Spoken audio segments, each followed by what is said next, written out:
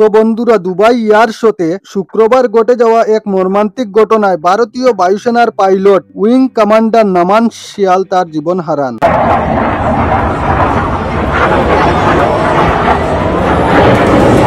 একটি Tejas light compact aircraft mark 1 প্রদর্শনের সময় ভেঙে পড়ে তার মৃত্যু হয়। ভারতীয় বায়ুসেনা নিশ্চিত করেছে যে 37 বছর বয়সী এই পাইলট শোর শেষ দিনে লো লেভেল এরোবেটিক ম্যানুভার করার সময় ফাইটার জেটটি ভেঙে পড়ে দুর্ঘটনার শিকার হয়।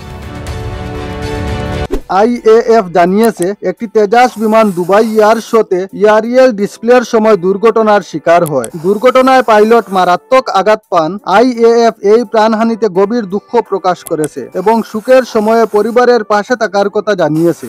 দুর্ঘটনার কারণ নির্ণয়ের জন্য একটি কোর্ট অফ ইনকোয়ারি গঠন করা হয়েছে। 2016 সালে ভারতীয় বায়ুসেনার অন্তর্ভুক্ত হওয়ার পর এটি তেজাস ফাইটারের দ্বিতীয় দুর্ঘটনা। উইং কমান্ডার নামান শিয়াল হিমাচল প্রদেশের কাঙ্গারা জেলার বাসিন্দা ছিলেন। তিনি রেখে গেছেন তার স্ত্রীকে, যিনি নিজেও বায়ুসেনার কর্মকর্তা, তাদের 6 বছরের কন্যাকে এবং তার বাবা মাকে। জেলা প্রশাসনের কর্মকর্তারা নিশ্চিত করেছেন তিনি সৈনিক স্কুল সুজনপুরে তার স্কুলিং সম্পূর্ণ করেন। ভারত রক্ষক ওয়েবসাইট অনুযায়ী তিনি 24 ডিসেম্বর 2009 সালে ভারতীয় বায়ুসেনায় কমিশন প্রাপ্ত হন। রমেশ কুমার, যিনি নামান শিয়ালের এক আত্মীয়, দুর্ঘটনার পর পরিবারের পরিস্থিতি নিয়ে বিস্তারিত জানান। নামান শিয়ালের বাবা মা বর্তমানে সালুর এয়ারফোর্স স্টেশনে রয়েছেন, যা কোয়েম্বাটুর, তামিলনাড়ুর কাছে। তার স্ত্রী, যিনি বায়ুসেনাতেও কর্মরত, একটি কোর্সের জন্য এখন কলকাতায় রয়েছেন। তার বাবা জগন্নাথ শিয়াল ভারতীয় সেনার মেডিকেল কর্পসে চাকরি করছেন এবং পরে শিক্ষা দপ্তরে যোগ দিয়ে একজন প্রধান শিক্ষক হিসাবে অবসর নিয়েছেন।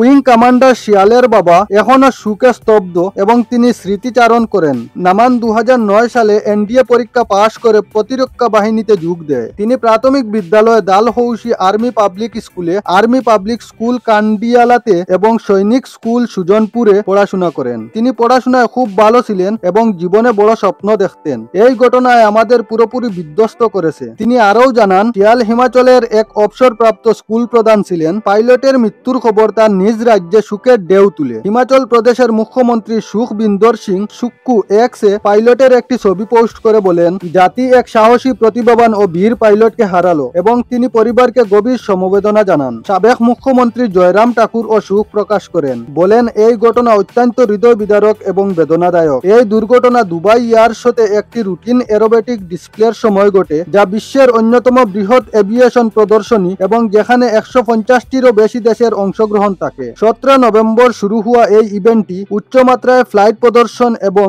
আধুনিক এয়ার স্পেস প্রযুক্তির জন্য বিখ্যাত। শেষ দিনের ফুটেজ দেখা যায় ফাইটার জেটটি হঠাৎ নোজ ডাইভ করে এবং একটি আগুনের গোলায় বিস্ফোরিত হয়, যার ফলে ঘন কালো ধোঁয়া চারদিকে ছড়িয়ে পড়ে। কি ভুল হয়েছিল তা খুঁজে বের করতে একটি আনুষ্ঠানিক কোর্ট অফ ইনকোয়ারি শুরু করা হয়েছে। এই মর্মান্তিক ঘটনা 2024 সালের মার্চ মাসের তেজাস দুর্ঘটনার কয়েক মাস পরই ঘটল, যখন যোধপুরের কাছে একটি প্রশিক্ষণ উড্ডয়নের অন্য এক পাইলট নিরাপদে ইজেক্ট করতে পেরেছিলেন। এখন তদন্তকারীরা দ্রুত কাজ করেছেন। শুক্রবারে এই দুর্ঘটনার আগের প্রতিটি মুহূর্ত পুনর্গঠনের জন্য, যখন বিমান চলাচল ও প্রতিরক্ষা মহল একজন সজ্জিত ও দক্ষ পাইলটকে হারানোর শোকে ডুবে রয়েছে। তো বন্ধুরা, আজকের ভিডিওতে অতটুকুই। ভিডিওটি ভালো লাগলে লাইক এবং শেয়ার করতে ভুলবেন না। আর এইরকম ভিডিও আরো পেতে হলে আমার চ্যানেলকে ফলো এবং সাবস্ক্রাইব করে পাশে থাকবেন। ধন্যবাদ।